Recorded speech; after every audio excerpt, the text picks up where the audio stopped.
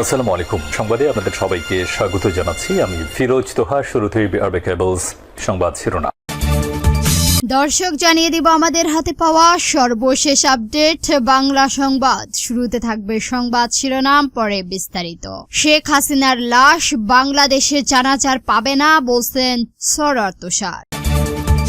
এখন জানিয়ে দিব তরুণীর সঙ্গে ভিডিও ভাইরাল, জামায়াত এমপি বললেন দ্বিতীয় স্ত্রী। তারপর জানিয়ে দিব বগুড়া বিশ্ববিদ্যালয়ের ক্যাম্পাস শাহজাহানপুরের স্থাপনের দাবিতে 1.5 ঘন্টা মহাসড়ক অবরোধ। এবং সর্বশেষ জানিয়ে দিব স্থানীয় সরকার নির্বাচন ঘিরে বড় পরিবর্তনের পথে ইসি। দর্শক, এতক্ষণ শুনছিলেন সংবাদ শিরোনাম, এখন শুনবেন বিস্তারিত জানার আগে আপনি যদি আমাদের চ্যানেলে নতুন এসে থাকেন তাহলে অবশ্যই চ্যানেলটি সাবস্ক্রাইব করবেন। আর ভিডিওটি আপনি কোন জেলা থেকে দেখছেন এবং শুনছেন অবশ্যই কমেন্ট বক্সে লিখে যাবেন। এখন বিস্তারিত। শেখ হাসিনার লাশ বাংলাদেশে জানাজার পাবে না বলছেন সরওয়ার তুষার। জাতীয় নাগরিক পার্টি এনসিপির যুগান্তর আহ্বায়ক সরওয়ার তুষার বলেছেন, শেখ হাসিনার লাশ বাংলাদেশে জানাজার পাবে না। শেখ হাসিনা কখনোই আর বাংলাদেশে ফিরতে পারবে না। তাকে দিল্লি ও অন্ধকার প্রকাশ্যে মৃত্যুবরণ করতে হবে। তার লাশ ভারত ও দিল্লির পানিতে ভাসিয়ে দিবে। সোমবার 22 জুলাই বিকাল 5টার দিকে পিরোজপুর শহরে এনসিপির আয়োজিত জুলাই পথযাত্রা ও পথসভায় পিরোজপুর কেন্দ্রীয় শহীদ মিনারের সামনে জুলাই সিটি স্তম্ভের বিশেষ অতিথির বক্তব্যে তিনি সব কথা বলেন। সরওয়ার তুষার বলেছেন, এই বাংলাদেশে শেখ হাসিনা আর আসা হবে না, তার জানাজারও হবে না, তার কবরও হবে না। একজন মুসলমানের সন্তান হিসাবে এর চেয়ে বড় কলঙ্ক আর কিছু হতে পারে না। এই সময় তিনি স্বরাষ্ট্রমন্ত্রী সালাউদ্দিন আহমেদের সমালোচনা করে বলেন, নির্বাচনের আগে তিনি বলেছিলেন গণভোট নাকি তারাই আবিষ্কার করেছেন। এখন গণভোটের পক্ষে থাকা জনগণের ভোট নিজেদের দিকে নেওয়ার পর তিনি বলছেন গণভোট অবৈধ। তিনি বলেন, গণভোট যদি অবৈধ হয় তাহলে বিএনপি নামক দলটি গঠনও অবৈধ ছিল। গণভোট যদি অবৈধ হয় তাহলে আপনারা যে সরকার গঠন করেছেন এবং ক্ষমতায় এনেছেন সেটিও অবৈধ। সুতরাং গণভোটের রায় বাস্তবায়ন না করা পর্যন্ত বাংলাদেশের জনগণ আপনাদের ছাড়বে না। সরওয়ার তুষার আরো বলেন, জুলাই সনদ যেহেতু বাস্তবায়ন হচ্ছে না, বাংলাদেশের জনগণ বিএনপি সরকারকে ভঙ্গু ও প্রতারক সরকার হিসেবে চিহ্নিত করেছে। তরুণীর সঙ্গে ভিডিও ভাইরাল, জামায়াতের এমপি বলেন দ্বিতীয় স্ত্রী। সাতক্ষীরা 4 আসনের সংসদ সদস্য ও জামায়াত নেতা গাজী নজরুল ইসলামের সঙ্গে এক তরুণীর ভিডিও ভাইরাল হয়েছে সামাজিক যোগাযোগ মাধ্যমে। সোমবার রাতে ভিডিওটি ছড়িয়ে পড়লে তা সামাজিক ও রাজনৈতিক অঙ্গনে আলোচনা এবং সমালোচনার সৃষ্টি করে। তবে ওই নারীকে দ্বিতীয় স্ত্রী দাবি করে মঙ্গলবার সকালে ফেসবুকে পোস্ট দিয়েছেন সংসদ সদস্য গাজী নজরুল ইসলাম এবং কেন্দ্রীয় জামায়াতের ইসলামিক গোড়া সদস্য। এর আগে তিনি 1991 ও 2001 সালে একই আসন থেকে জামায়াতের টিকিটে সংসদ সদস্য নির্বাচিত হয়েছিলেন।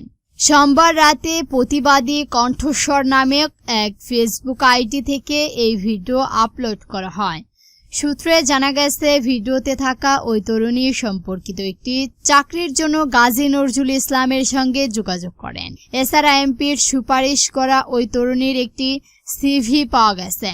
সিভিতে দেখা গেছে গত 22 জুন জামায়াত এমপির সেখানে সই করেন এবং তিনি সংশ্লিষ্ট মন্ত্রণালয়ের সচিবকে বিষয়টি গুরুত্বপূর্ণ দিয়ে দেখার জন্য জোর সুপারিশ করে লিখেছিলেন। ভিডিওটি প্রকাশ্যে আসার পর শুরুতেই সাতক্ষীরা জেলা জামায়াতের মিডিয়া সেল থেকে দাবি করা হয়, ছড়ানো ভিডিওটি কৃত্রিম বুদ্ধিমত্তা এবং এআই প্রযুক্তির সাহায্যে তৈরি করা হয়েছে। তবে তথ্য যাচাইকারী একাধিক ফাস্ট ট্র্যাক প্রতিষ্ঠান অনুসন্ধানে জানিয়েছেন, ছড়িয়ে পড়া ভিডিওটি এআই দিয়ে তৈরি বা এডিট করে বানানো হয়নি, বরং এটি আসল। আরও জানানো হয়, CC camera footage time spend অনুযায়ী ভিডিওটি 2023 সালের 10 জুলাই ধারণ করা হয়েছিল। তবে ধারণকৃত স্থানের সম্পর্কে নিশ্চিত হওয়া যায়নি। এই বিষয়ে কথা বলার জন্য সাতক্ষীরার 4 আসনের সংসদ সদস্য গাজী নজরুল ইসলামকে একাধিকবার ফোন দিলেও তিনি ফোনটি রিসিভ করেননি। বগুড়া বিশ্ববিদ্যালয়ের ক্যাম্পাস শাহজাহানপুরে স্থাপনের দাবিতে 1.5 ঘণ্টা মহাসড়কে অবরোধ। বগুড়া বিশ্ববিদ্যালয়ের স্থানীয় ক্যাম্পাস শাহজাহানপুর উপজেলা জামালপুর এলাকায় স্থাপনের দাবিতে মানববন্ধন ও মহাসড়ক অবরোধ করেছেন স্থানীয় বাসিন্দারা। মঙ্গলবার বেলা 11টার দিকে জামালপুর এলাকায় ভিন্ন শ্রেণী পেশার মানুষ অংশগ্রহণে এই কর্মসূচি পালিত হয়। বেলা 11টা থেকে দুপুর 2টা পর্যন্ত এই রংপুর মহাসড়কে অবরোধ করা হয়। অবরোধের কারণে মহাসড়কে উভয় পাশে যানবাহন দীর্ঘ সময় সারি সারি দাঁড়িয়েছিল। পরে প্রশাসনের আশ্বাসে অবরোধ প্রত্যাখ্যান করলে যান চলাচল স্বাভাবিক হয়। মানববন্ধনের বক্তব্যে বলেছেন তারা, বগুড়া বিশ্ববিদ্যালয়ে আইনে স্থানীয় ক্যাম্পাস শাহজাহানপুর উপজেলার জামালপুরের এলাকায় স্থাপনের কথা উল্লেখ ছিল, কিন্তু সংশোধনীয় আইনে বগুড়া জেলা যে কোনো স্থানে বিশ্ববিদ্যালয় স্থাপনা করা যাবে বলে উল্লেখ করা হয়েছে। সংশোধনীয় আইনে জামালপুরের নাম না থাকায় এলাকাবাসী হতাশ। বক্তারা আরো বলেন, জেলা যোগাযোগ ব্যবস্থার দিক থেকে শাহজাহানপুরে জামালপুর একটি গুরুত্বপূর্ণ স্থান।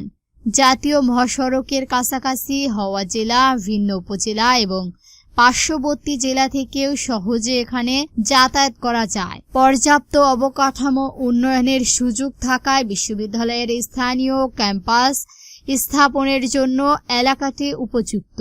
সাবেক প্রধানমন্ত্রী খালেদা জিয়া জামালপুরের বিশ্ববিদ্যালয় ক্যাম্পাস স্থাপনার ঘোষণা দিয়েছিলেন। এলাকাবাসী সেই ঘোষণা বাস্তবায়ন চান। সমাবেশের শেষে অংশগ্রহণকারী সংশ্লিষ্ট কর্তৃপক্ষের কাছে দ্রুত বিষয়টি বিবেচনার দাবি জানান। প্রয়োজনে দাবি আদায়ের ধারাবাহিক শান্তিপূর্ণ কর্মসূচি পালনের ঘোষণা দেন তারা। স্থানীয় সরকার নির্বাচন ঘিরে বড় পরিবর্তন পথে ইসি। স্থানীয় সরকার নির্বাচনকে আরও সুশৃঙ্খলতা ও কার্যকর করতে নির্বাচন সংক্রান্ত আইন এবং আচরণ নীতি একাধিক পরিবর্তনের উদ্যোগ নিয়েছেন নির্বাচন কমিশনার ইসি।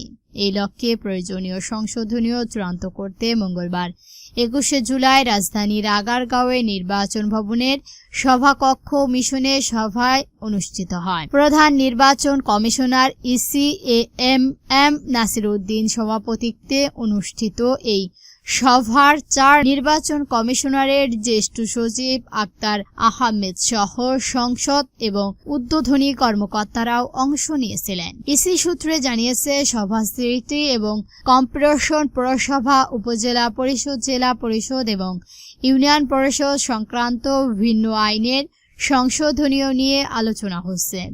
এসব সংশোধনের প্রস্তাব চূড়ান্ত করে সরকারের কাছে সুপারিশ আকারে পাঠানোর বিষয়ে সিদ্ধান্ত হতে পারে।